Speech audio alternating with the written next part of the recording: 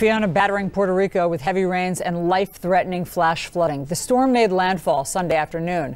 It's been almost 5 years since the vast devastation of Hurricane Maria knocked the power out there for months. More than 1 million people have no power there now, and emergency teams are still rescuing people trapped by these record-breaking high waters. At least 1,000 people have been saved so far. President Biden declared an emergency, and hundreds of FEMA workers are now on the island. CNN's Leila Santiago is on the ground in San Juan, where rising water is a major concern. So, Leila, what are you seeing?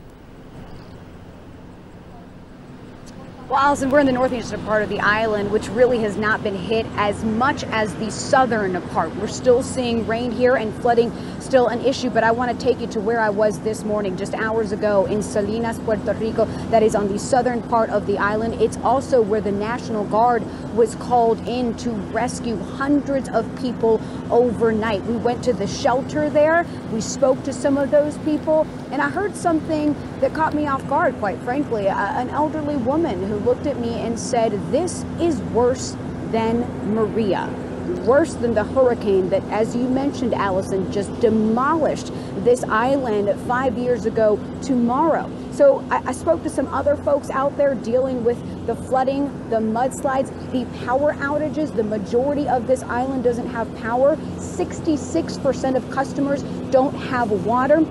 Listen to what one of the residents told me. A lot of people, more than Maria, lost their houses now, lost everything on their houses because the floating. The Maria was tough winds, but this one, with all the rain, it just destroyed everything on the houses. It's unbelievable. It's our town. It's a small town that basically, who's going to take care of this town? Nobody. You know what I'm saying? If we don't take care of it, nobody's going to take care of it.